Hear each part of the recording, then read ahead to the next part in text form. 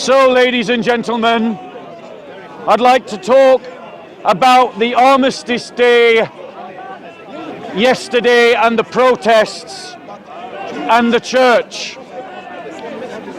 Yesterday, I went to join in the widows' commemoration that happened at the cenotaph.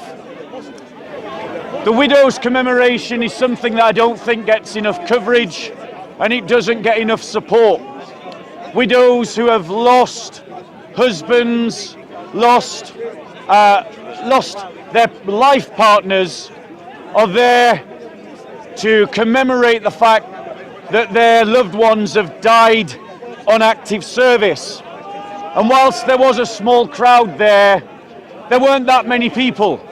I understand why it's not that well publicised.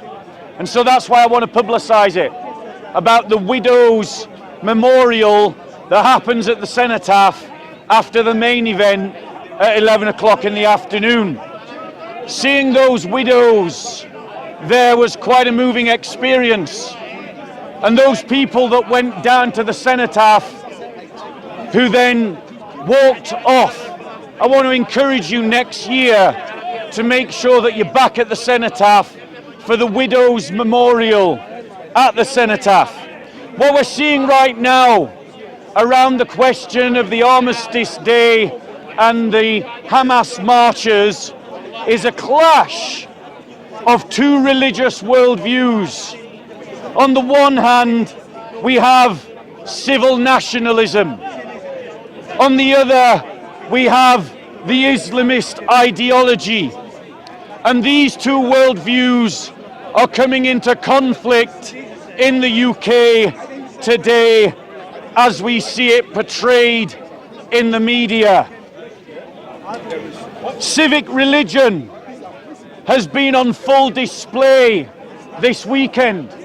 We've seen the religion of so many people in the UK, which is a civic religion. Sacred monuments, sacred days referring to the armistice, and today we saw sacred rituals being celebrated by a nation. This idea of a civic religion is a form of idolatry for Christians. Christians cannot make a god of the nation state. We cannot participate in the ideology that worships the armed forces or makes martyrs out of British soldiers. We cannot participate in the idea that the cenotaph is a sacred space or that Armistice Day is a sacred day. And why not? Because the apostles and the prophets teach, you shall not make for yourself an idol of any likeness of what is in heaven above, or on the earth beneath, or in the water under the earth.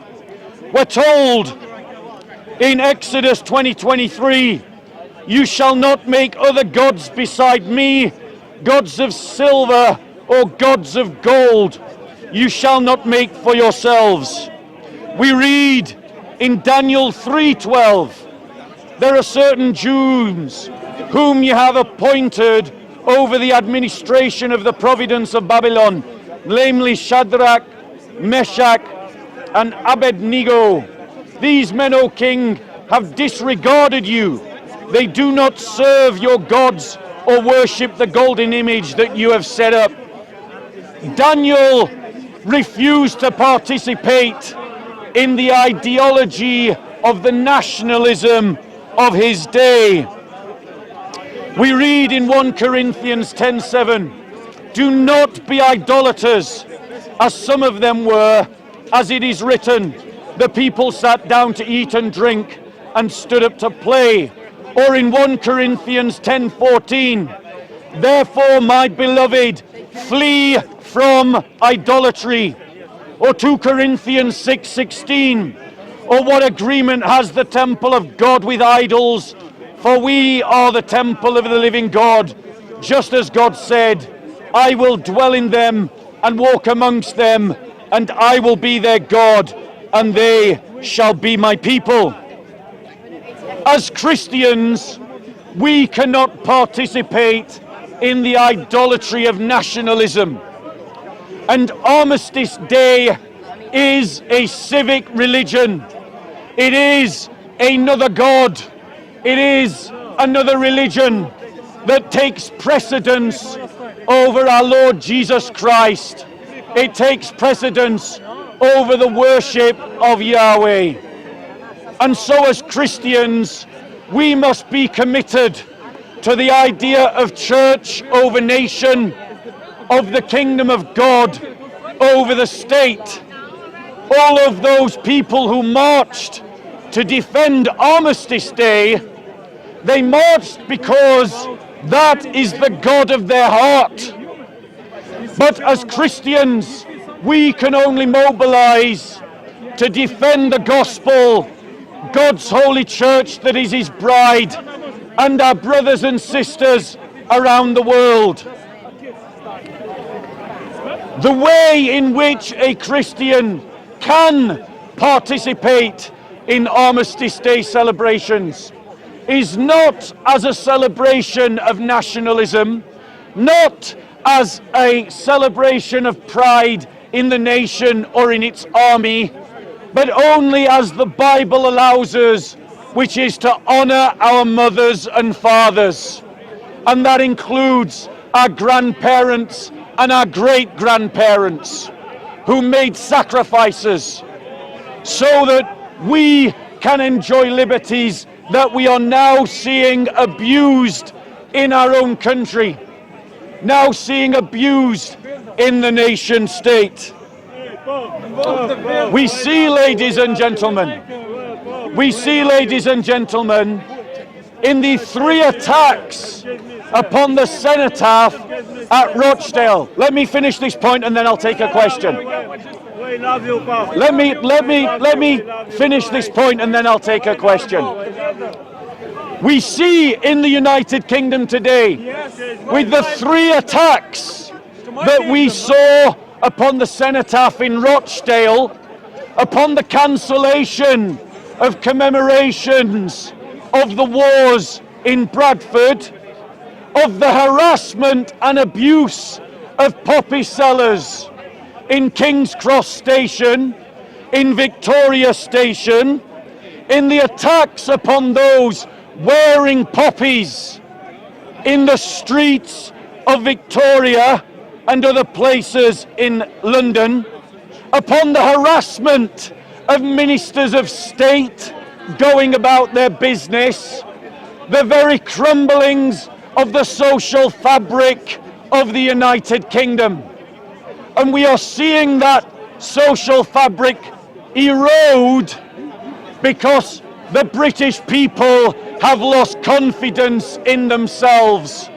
Because since the 1960s, the idea of national identity has been scandalized.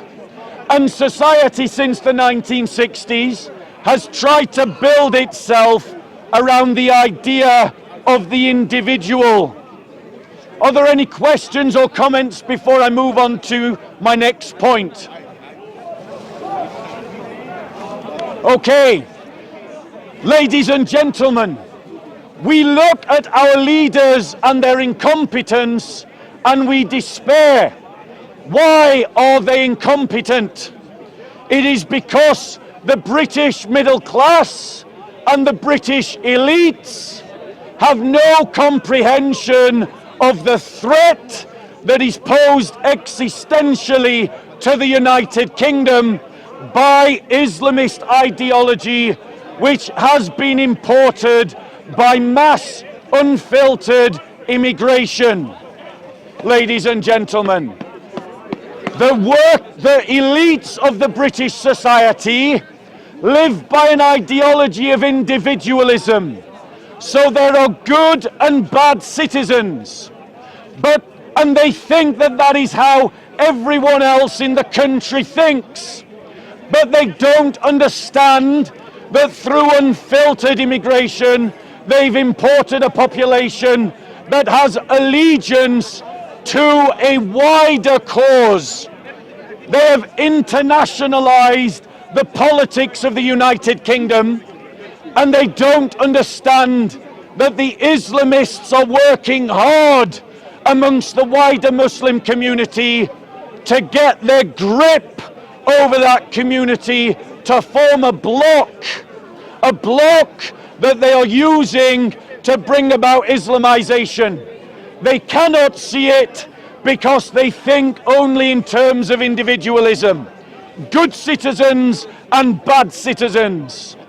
And that is why, ladies and gentlemen, they cannot sympathize with the working classes who had their girls raped industrially by the tens of thousands in the north of England by Muslim grooming gangs. It's why they, in response to the murder of children at the Manchester bombing, come out to sing Kumbaya and Don't Look Back in anger when children have been blown up. Ladies and gentlemen, our elites do not understand the problem because they are too polite, they are too civilized, and when they bring back the likes of Shamima Begum, they stick her in a council flat rather than move them into a nice middle-class estate where she can spread her poison to their children. Suella Breverman is correct. The Hamas marchers are marchers of hate. They are filled with anti-Semitism. They are filled with contempt for British culture and British society. They are filled with anger aimed at the rest of British society because British society does not go along with Islamization and Islamification. And so, out of that anger, they harass people who walk down the streets wearing a poppy. They march on Armistice Day. They graffiti cenotaphs. They harass poppy sellers. Ladies and gentlemen, the police have been biased in the way that they have policed different protests. I'm going to land on this point and come to you, madam, for your question or comment. The police treat different protests differently based upon the ideology that is being followed by the protesters. A friend of mine who works in the police put it this way. He said that it is easier to crack down hard on white protesters where it is a political minefield to crack down on protesters from other ethnicities. They simply can't be bothered because it is too much hassle to tackle the Islamists marching in the Hamas protests of hate. Madam, you had a question or a comment? It was violent yesterday against police officers in masses. Was it the Hamas protester or was it who were from the football club? So, let me answer that question directly. Both protests saw violence. Both. The news reports that were given out by the BBC last night were largely correct in their descriptions of what happened. However, they were silent about the violence by Hamas protesters, the harassment that came from Hamas protesters. Notice, they did not mention the fact, let me finish, answer your first question. They did not mention the fact that during the Hamas protest, there wasn't a single call for the release of hostages. There wasn't a single commemoration of the victims inside Israel. No, ladies and gentlemen. What we did see on Twitter but not the BBC, was Hamas protesters attacking people with weapons. The videos are there to be seen. You can see them yourself. What I saw personally with my own eyes as a first-hand witness, could you get me a bottle of water, was 6 Hamas supporters harass a police officer to the point that he was crying out, as police always do when they're threatened, "Get back, get back." And me and my friend had to stand with the police officer in case the issue went south. Which side you were? But the BBC only reported the violence and the harassment of a small minority of protesters that came to the cenotaph to defend the cenotaph.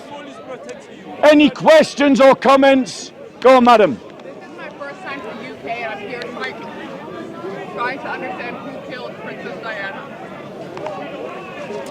We're doing questions on the topic. Sorry you weren't listening. So I'll continue.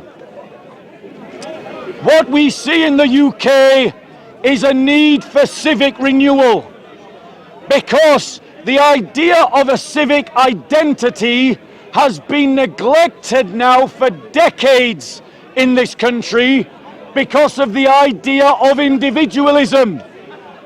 Individualism erodes the idea of a common identity, of a common history, of common values. We need to renew civic institutions and renew civic life. And as part of that, we must make a road to integration that is non-optional for immigrant communities. I'll come to you in a second, sir. Non-optional for immigrant communities and their descendants, which means that first, second and third generation immigrants who demonstrate that they have not integrated should be given a choice: integration or removal. And if you doubt for a second that integration is necessary, look around you at who's wearing poppies right now and who is not wearing poppies right now, ladies and gentlemen. Who is standing up for the ideas and the values of our society, and who is arguing for other persons' values, other civilizational customs and traditions. We need to double down on the idea of integration, ladies and gentlemen. And that needs to start in school with compulsory voluntary service in things like the cadets of the public services, of the armed services, of even the civil service and of other groups. Welfare benefits should not be given to newcomers until they have demonstrated that they have integrated. Welfare benefits should not be given to native-born children until they have demonstrated integration. It's integration for everybody, no opt-out for anybody, and we do that and we build a common identity built on these things. The idea that we honor the King, the idea that we honor Jesus in our own way, whether we honor him as the Messiah, as a great prophet, as a great rabbi, or as a great human being, that we honor the church of this land as the fundamental institution of the country. Ladies and gentlemen, any questions before I go on to my next point from those that haven't been heckling you, sir?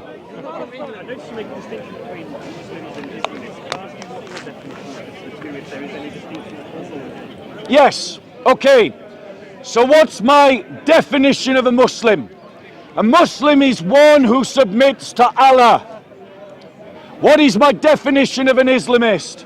A Muslim who submits to Allah and then tries to impose that all of you should be subject to Allah's law.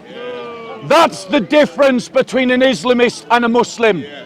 And let's be clear, ladies and gentlemen, the Muslim community is the lake through which the Islamists are swimming. There are three possible strategies to deal with that. The one that we're following currently, which is the idea like fishermen, we wait until the Islamist swims to the surface so we can spot them, and then we try to capture them. But that never deals with the problem that they are breeding ideologically at the bottom of the lake. The second option is that we poison the lake so that the Islamists can't live there. That is a strategy that the British government is trying half-heartedly, because it dare not crack down hard enough on those who sympathize with the Islamists. The third option is that we drain the lake completely until all Islamists can be spotted and dealt with.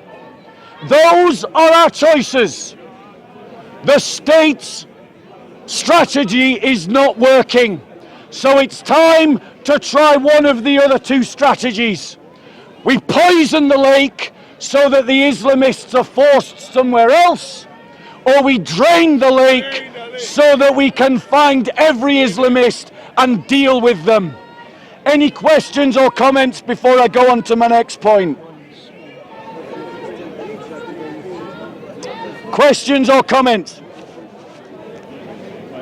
Ladies and gentlemen, what we need in this country is a genuine political awakening amongst the working classes, from the tips of Scotland to the shores of England, from the shores of Northern Ireland to the shores of England on the other side.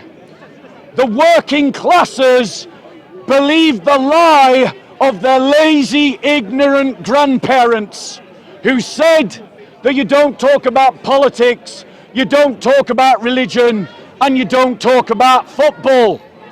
That is the kind of analysis of the dumbest generation that this country has ever seen. The boomers, the generation that came immediately after World War II. That generation have passed on ignorance to my generation and my father's generation. And it is time that the working classes started being politically active, started having a political agenda, not captured or co-opted by Marxists, but one that is rooted in the historical identity of the islands in which we live. And that has to be rooted in Christianity. That has to be rooted in a muscular Christianity that would simply suffocate the Islamist ideology across England.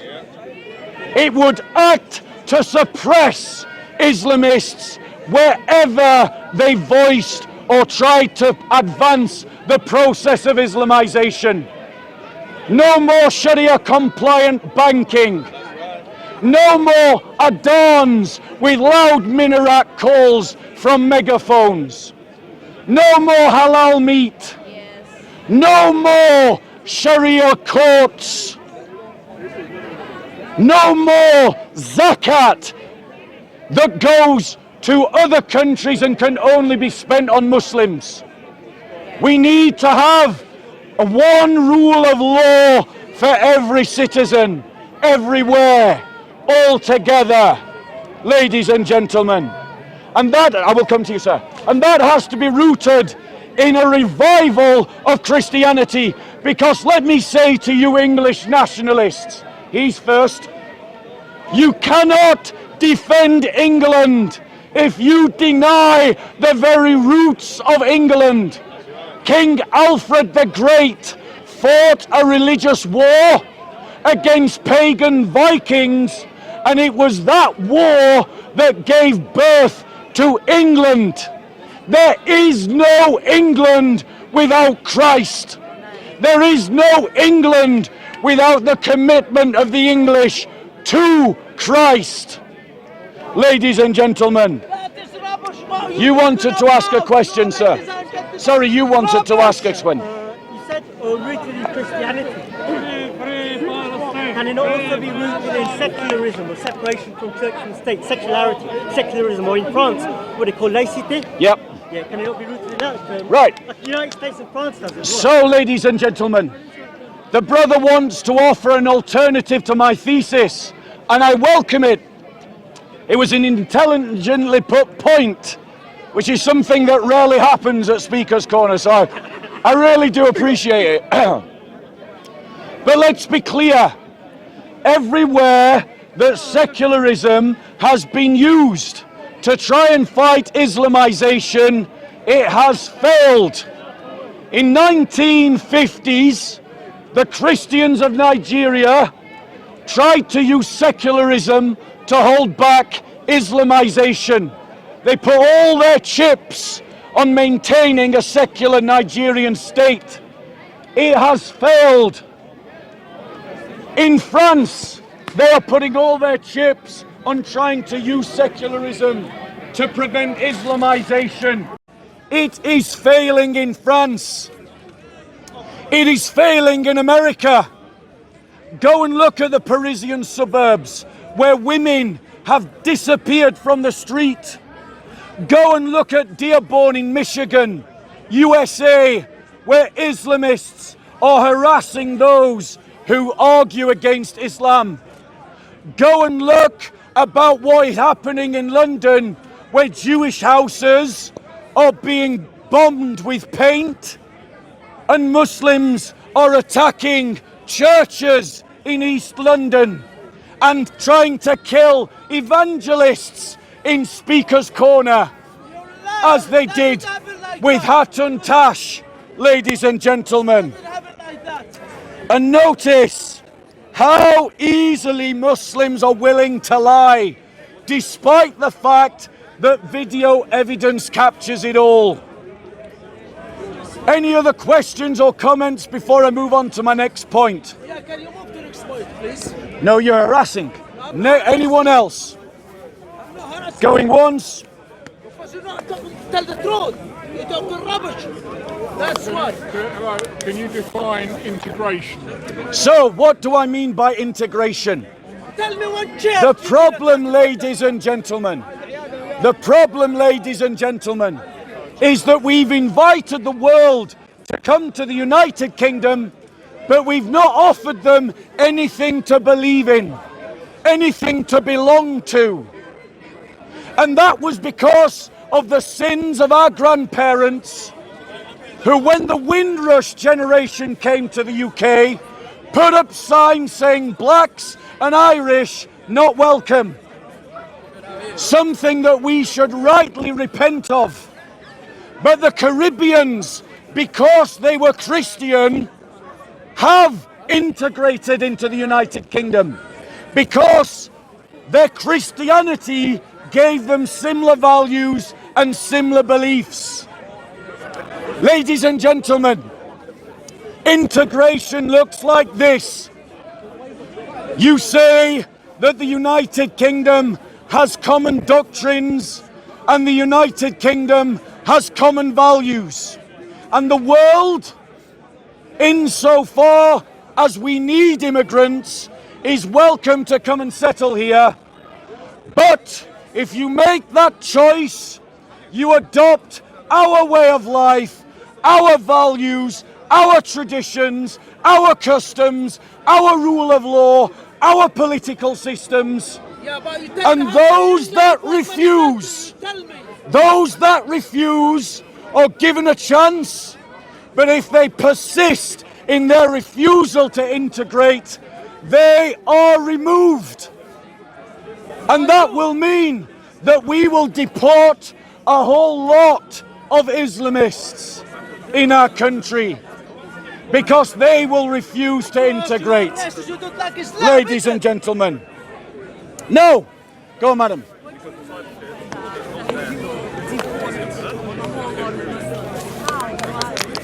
So, ladies and gentlemen, how many of you heard me say deport Muslims? Or did I say deport Islamists? Which did I say? Islamists. Thank you. Need to listen better. This is what I mean by deporting Islamists. Whether they're born here or not, we take from them their passports and we kick them out of the country.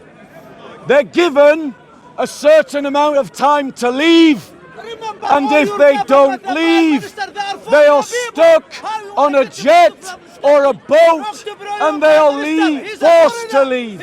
Ladies and gentlemen.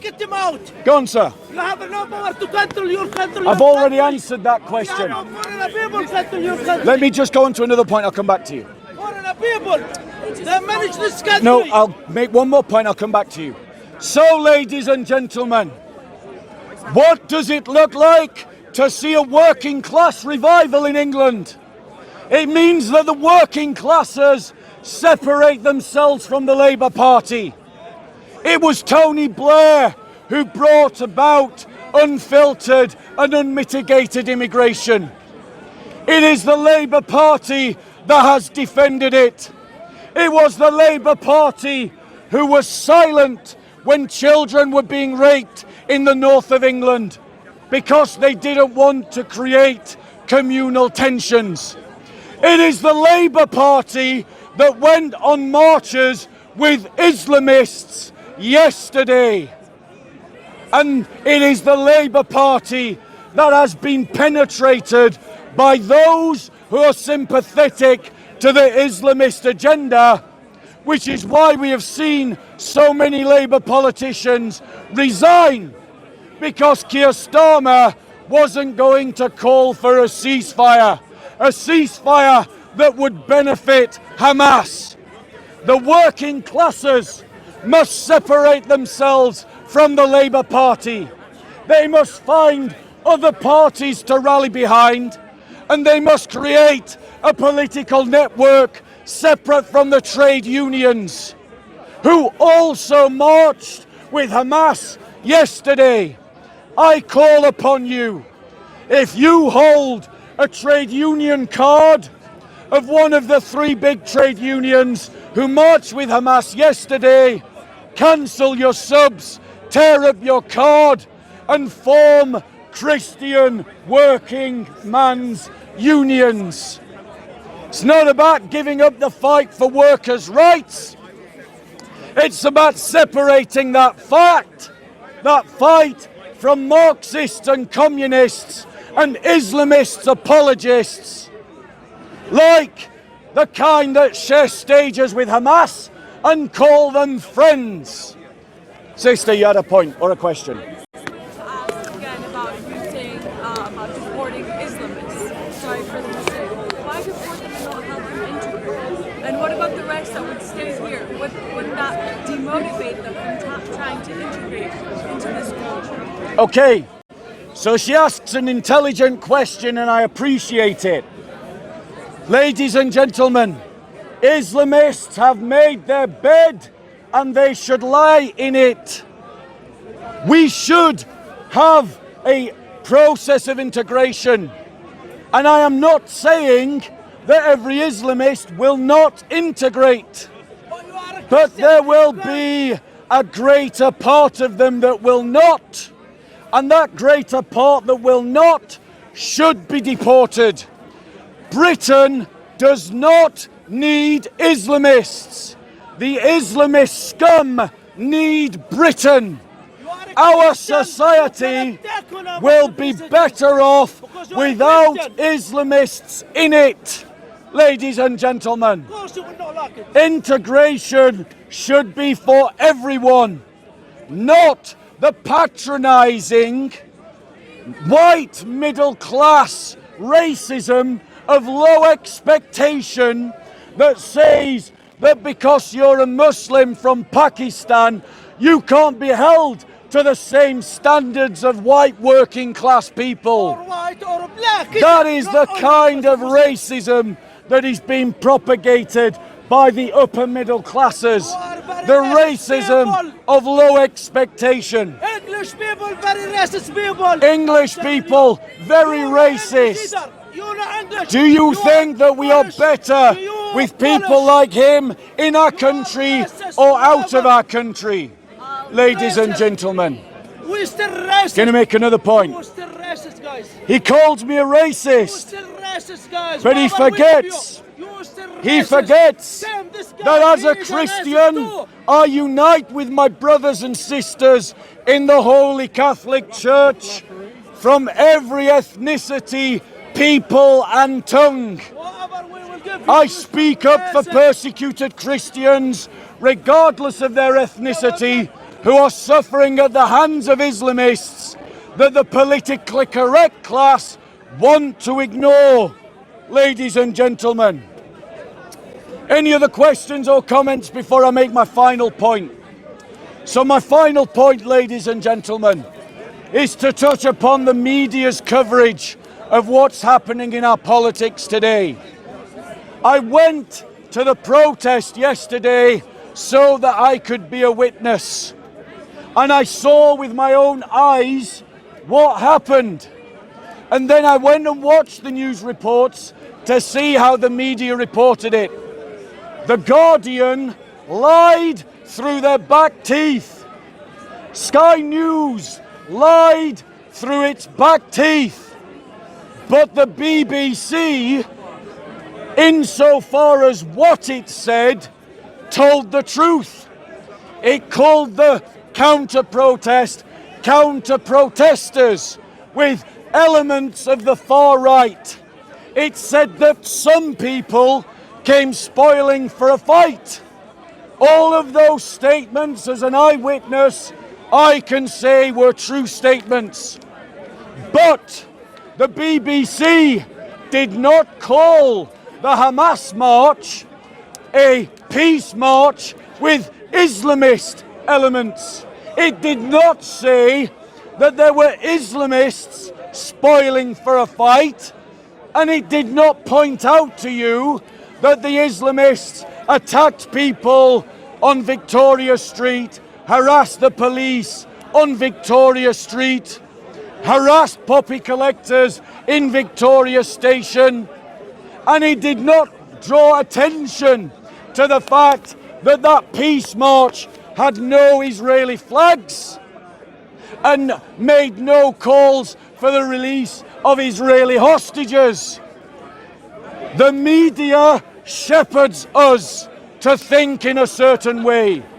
And so part of our political movement is to free ourselves from the influence of the British media. Any questions, ladies and gentlemen? Thank you very much for listening. Any questions or comments? Are there any alternative media? So, ladies and gentlemen, what are alternative medias?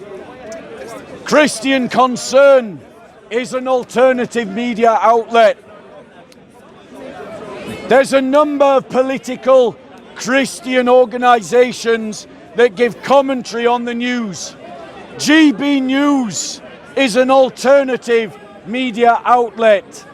You can find many alternative media outlets on YouTube, ladies and gentlemen. Watch those. Go on, madam. Made about unpartisan media, ones that don't have to try to pass on a specific narrative. And then the answer that you gave was Christian Concern, and just by the title, I can assume that's a Christian perspective, that is a Christian narrative. Shouldn't we try to follow media that has no narrative, and it's just true, it's just fact? It's a good question. Ladies and gentlemen, there is no such thing as a neutral space.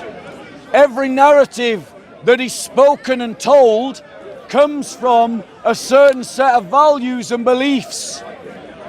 The BBC is filled with left-wing progressives And that seems through, I'll come to you, that seems through their news agenda and the way that they shepherd you in their stories.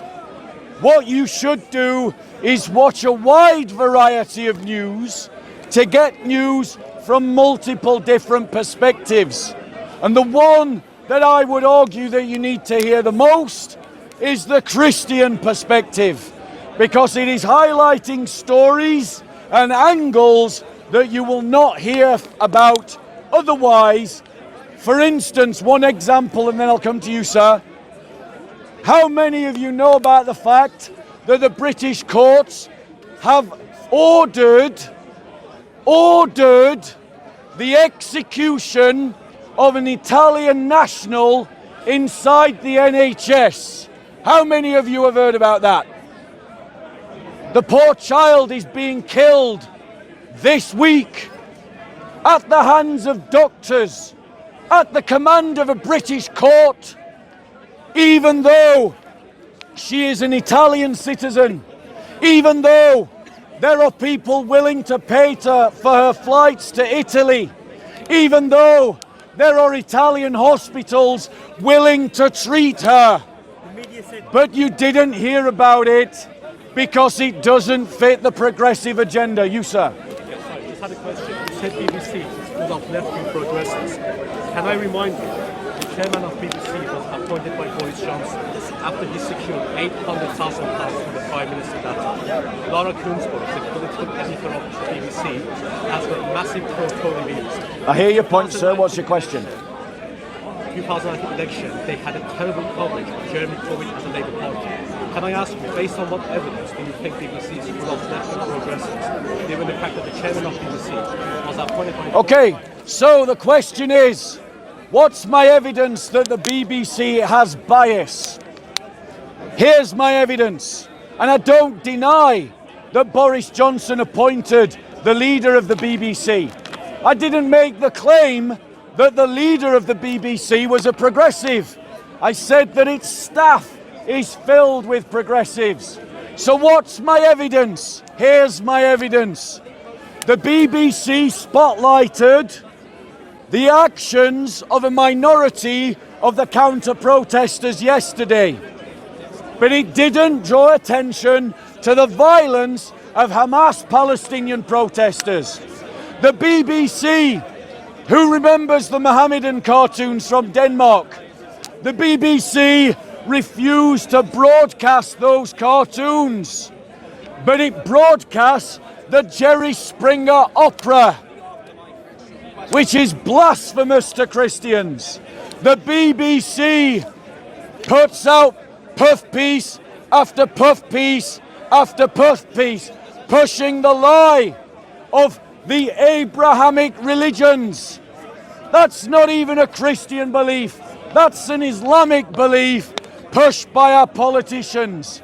The BBC has gone on, ladies and gentlemen, to ignore the great good that happened in the church, the Roman Catholic Church, but highlighted the abuses of a minority of paedophile priests, but never highlights the abuse of children in Quranic schools, where physical abuse is almost a weekly occurrence. I witnessed it. Ladies and gentlemen, the BBC shepherds what you think and how you think.